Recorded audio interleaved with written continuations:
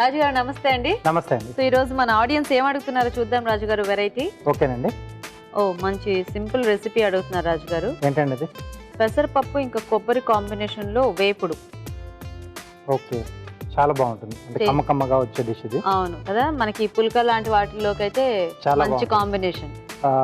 Plane గా కూడా అలాగే తీసేసుకోవచ్చు. ఉట్టిది as it is. yes okay okay, మరి పెసరపప్పు కొబ్బరి వేపుడు తయారీకి కావాల్సిన పదార్థాలు ఏంటో ఒకసారి చూద్దాం. పెసరపప్పు కొబ్బరి వేపుడు తయారు చేయడానికి కావాల్సిన పదార్థాలు: నానబెట్టిన పెసరపప్పు 1 కప్పు, పచ్చి కొబ్బరి తురుము 1/2 కప్పు, ఎండుమిరపకాయలు 2, తరిగిన పచ్చిమిరపకాయలు 2, కరివేపాకు 2 రెమ్మలు, తరిగిన అల్లం 1 టీ స్పూన్, వెల్లుల్లి రెబ్బలు 4, పోపు దినుసులు 1 టీ స్పూన్, ఉప్పు తగినంత, పసుపు చిటికెడు, కొత్తిమీర కొద్దిగా, నూనె 2 టేబుల్ స్పూన్లు. ఓకే, మరి కావాల్సిన పదార్థాలు చూసారు కదండి. రాజుగారు స్టార్ట్ చేద్దామా వేపుడు? ఓకేనండి. సో దీని కొరకు ఏంటంటే మనం ముందుగా పెసరపప్పును 1 గంట ముందుగా నానబెట్టేసుకోవాలి. ఓకే, మనకి పెసరపప్పు చాలా ఫాస్ట్ గా కూడా నానిపోతుంది కాబట్టి 1 గంట అయితే సరిపోతుంది కదా. చక్కగా పప్పు అంతా కూడా మనకి మెత్తగా అయిపోతుంది. ఎస్. సో పోపు పెట్టేసుకున్నాం.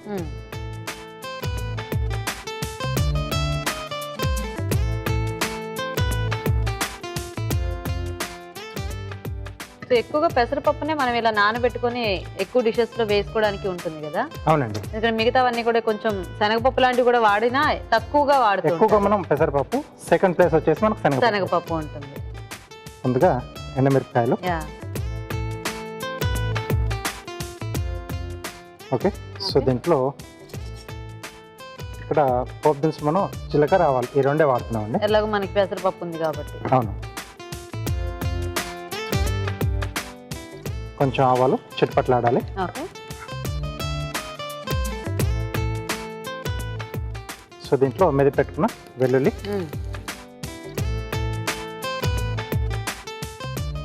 అలాగే అల్లం ముక్కలు, ఓకే,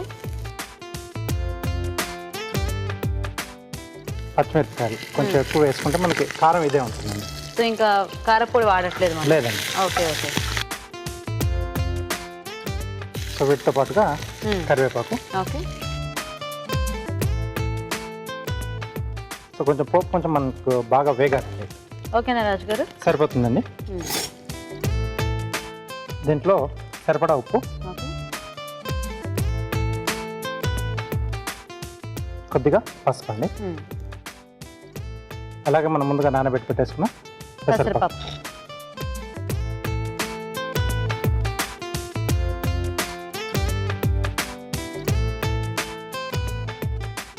అండ్ కొబ్బరి కూడా ఇలాంటి వాటికి కొంచెం ఫ్రెష్ అయితే మనకి చాలా టేస్టీగా ఉంటుంది కదా. అవునండి.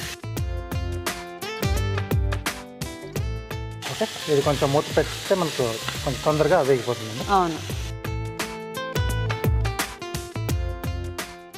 ఎలాగో పోపు అంతా కూడా బాగా ఫ్రై అయింది. కొద్దిగా కారం ఇదంతా కూడా మనకి ఆ పప్పుకు పడితే సరిపోతుంది. పప్పు కూడా కొంచెం ఫాస్ట్ గానే ఉడికిపోతుంది. అవును. సో కొబ్బరి అనేది ఎలాగో మనం పైన వేసుకుని కూడా దించేస్తూ ఉంటాం కదా. అవును, సరిపోతుంది. చూద్దామా రాజు గారు? ఓకేనండి. ఓకే ఓకే, సో ముద్దపప్పుగా చేసుకున్నా మనకి ఫాస్ట్గా అయిపోయే పప్పులో అంటే పెసరపప్పే. అవును. సో ఇప్పుడు దీంట్లో పచ్చి కొబ్బరి తురుమండి. ఓకే,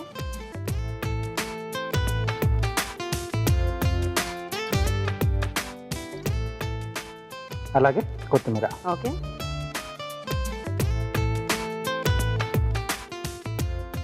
సో కొబ్బరి వేసిన తర్వాత అది కొంచెం బాగా వేగితే ఇష్టపడే వాళ్ళు కొంచెం వేయించేసుకోవచ్చు. కొంచెం క్రంచీగా ఉంటే బాగుంటుంది అనుకునే వాళ్ళు వెంటనే బాగా కలిపేసి తీసేసుకోవచ్చు. సో ఎలా చేసినా కూడా మనకి ఆ కొబ్బరి టేస్ట్ అనేది బాగానే ఉంటుంది కాబట్టి మీరు అన్నట్టు కొద్దిగా పచ్చి పచ్చిగా ఉన్న ఇష్టపడే వాళ్ళు దించేసుకోవచ్చు వేసిన వెంటనే. Yes. Okay okay, so ready అయిపోయిందండి.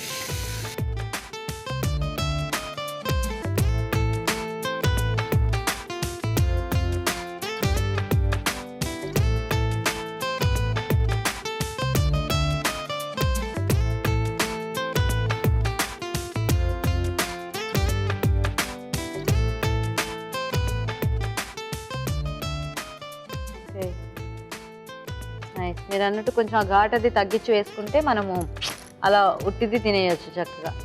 పైన కొంచెం పచ్చి కొబ్బరి తురుము. ఓకే.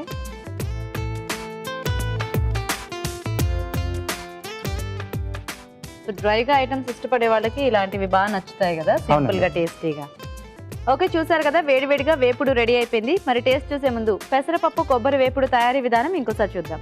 పెసరపప్పు కొబ్బరి వేపుడు తయారు చేసే విధానం: ఒక ప్యాన్లో నూనె వేసి ఎండుమిరపకాయలు, ఆవాలు, జీలకర్ర, వెల్లుల్లి రెబ్బలు, తరిగిన అల్లం, తరిగిన పచ్చిమిరపకాయలు, కరివేపాకు వేసి వేయించాలి. దీనిలో ఉప్పు, పసుపు, నానబెట్టిన పెసరపప్పు వేసి వేగనివ్వాలి. తర్వాత పచ్చి కొబ్బరి తురుము, కొత్తిమీర వేసి బాగా కలిపి సర్వింగ్ బౌల్లోకి తీసుకోవాలి. ఆపై పచ్చి కొబ్బరి తురుముతో గార్నిష్ చేసి సర్వ్ చేసుకుంటే పెసరపప్పు కొబ్బరి వేపుడు రెడీ.